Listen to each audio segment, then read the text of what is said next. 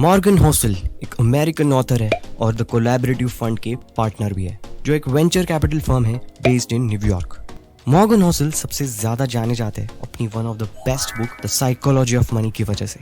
I think हर आदमी को इस बुक के बारे में पता होगा या सुना होगा। ये बुक एक्सप्लोर कराती है the behavioural and psychological aspects of personal finance and investing. तो आज हम इसी बुक के पहले 5 चैप्टर्स के बारे में डिस्कस करेंगे। So let's get started. Chapter 1, no one's crazy. इस किताब का पहला चैप्टर हमें ये समझाता है कि हर किसी के अपने अपने फाइनेंशियल प्रायोरिटीज और गोल्स होते हैं, और कोई बात या चीज एक इंसान के लिए गलत या लॉजिकल लगती हो, वही चीज दूसरे इंसान के लिए सही और लॉजिकल हो सकती है। मॉर्गन कहते हैं कि पर्सनल फाइनेंस में कोई एक परफेक्ट स्ट्रैटेजी या अप्रोच नहीं होता और हमें दूसरे लोगों के फाइनेंशियल डिसीजंस पर जजमेंट नहीं देना चाहिए बिना उनके कॉन्टेक्स्ट और सिचुएशन को समझे।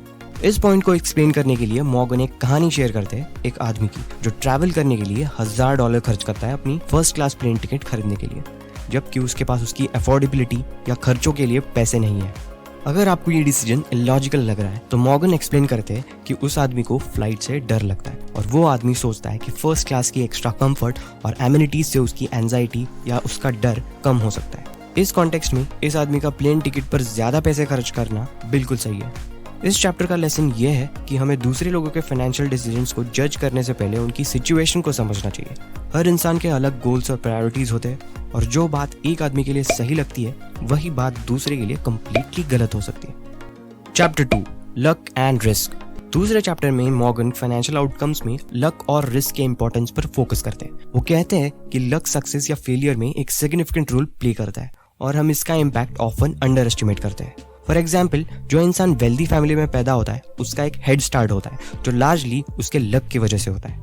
वही जो इंसान पॉवर्टी में या गरीबी में पैदा होता है उसको बड़े ऑब्स्टेकल्स का सामना करना पड़ता है जो मेनली उसके कंट्रोल के बाहर होता है। मॉर्गन रिस्क के रोल को भी डिस्कस करते हैं फाइनेंशियल डिसीजंस में। वो नोट करते हैं कि हायर रिस्क लेने से हायर रिटर्न्स मिल सकते हैं, लेकिन बहुत बड़े लॉसेस भी हो सकते हैं। इस पॉइंट को एक्सप्लेन करने के लिए उन्होंने एक कहानी शेयर की है एक आदमी की, जो अपनी सारी सेविंग्स एक ही स्टॉक में इन्वेस्ट करता है और देखते ही देखते वो स्टॉक या कंपनी बैंकरप्ट हो जाती है, मतलब पूरी डूब जाती है, और उस आदमी का सारा इन्वेस्टमेंट खत्म हो जाता है।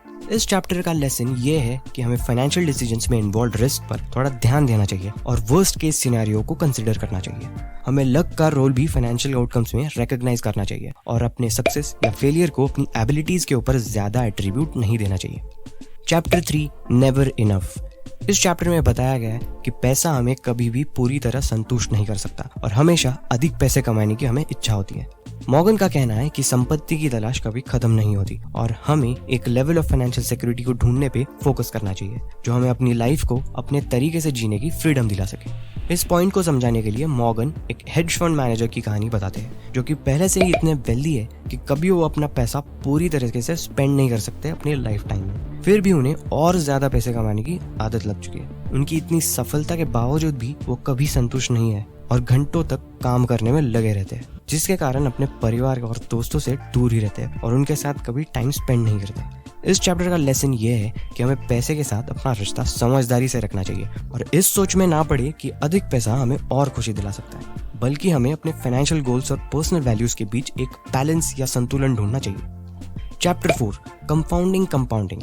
इस चैप्टर में पावर ऑफ कंपाउंडिंग को डिस्कस किया गया, जो कि इन्वेस्टिंग में सबसे महत्वपूर्ण कॉन्सेप्ट है। मॉर्गन ने बताया कि कंपाउंडिंग को समझना मुश्किल होता है, लेकिन ये हमारे लॉन्ग टर्म सक्सेस पर एक सिग्निफिकेंट इम्पैक्ट डाल सकता है। इस पॉइंट को समझाने के लिए मॉर्गन ने 2 इन्वेस्टर्स की कहानी शेयर की है जो अलग अलग उम्र या एज में इन्वेस्ट करना शुरू कर दे। पहला इन्वेस्टर 25 साल की उम्र से 35 साल की उम्र तक हर साल $5000 की इन्वेस्टमेंट करता है, जिसकी total investment at the end of 35 years हो जाती है $50000। दूसरा इन्वेस्टर 35 साल की उम्र से 65 साल की उम्र तक हर साल $5000 का इन्वेस्टमेंट करता है, जिसकी total investment at the end of 65 years होती है $1,50,000। हालांकि दूसरे इन्वेस्टर ने पहले इन्वेस्टर से 3 गुना अधिक पैसा इन्वेस्ट किया था, उसके बावजूद भी पहले इन्वेस्टर का अकाउंट बैलेंस दूसरे से ज्यादा हुआ because of power of compounding. इस चैप्टर का लेसन ये है कि आप जितने जल्दी और कंसिस्टेंटली इन्वेस्ट करना स्टार्ट करते हैं उतना ही अधिक आपको लॉन्ग टर्म फाइनेंशियल सक्सेस मिलता है। कंपाउंडिंग को समझना मुश्किल हो सकता है, लेकिन ये इनक्रेडिबली पावरफुल टूल है जो हमें हमारी फाइनेंशियल गोल्स को अचीव करने में मदद करता है। Chapter 5, getting wealthy versus staying wealthy. इस चैप्टर में अमीर बनना और अमीर बने रहना, इन दोनों के बीच के डिफरेंस पर फोकस किया गया है। मॉर्गन ने लिखा है कि बहुत से लोग सिर्फ अमीर बनने पे फोकस करते हैं, लेकिन वो ये नहीं सोचते कि अमीर बने रहने के लिए क्या करना पड़ता है। उनका मानना है कि अमीर बनने और अमीर बने रहने के लिए अलग अलग सेट ऑफ स्किल्स और बिहेवियर्स की जरूरत होती है। इस पॉइंट को समझाने के लिए मॉर्गन ने एक कहानी बताई है जिसमें एक लॉटरी विनर है जो अपने सारे जीते हुए पैसे को जल्दी जल्दी खर्च कर देता है और कर्ज में फंस जाता है। जिस आदमी ने लॉटरी जीती वो जल्दी से अमीर तो बन गया, बट अमीर बने रहने के लिए उसके पास जरूरी स्किल्स और बिहेवियर नहीं था, इसीलिए उसने अपने सारे पैसों को खर्च कर दिया और कर्जे में डूब गया। इस चैप्टर का लेसन ये है कि अमीर बने रहने के लिए अमीर बनने से अलग स्किल्स और बिहेवियर की जरूरत होती है। हमें अच्छे फाइनेंशियल हैबिट्स और बिहेवियर को डेवलप करने पे फोकस करना चाहिए, जो हमें लॉन्ग टर्म में अपनी वेल्थ को मेंटेन करने में मदद करे। तो ये थे इस बुक के पहले 5 चैप्टर्स, और नेक्स्ट वीडियो में हम नेक्स्ट 5 चैप्टर्स के बारे में जानेंगे। अगर आपको ये वीडियो अच्छा लगा और नॉलेजेबल लगा, थोड़ी फाइनेंशियल नॉलेज मिली है, तो प्लीज लाइक करें, सब्सक्राइब करें, and thank you for watching.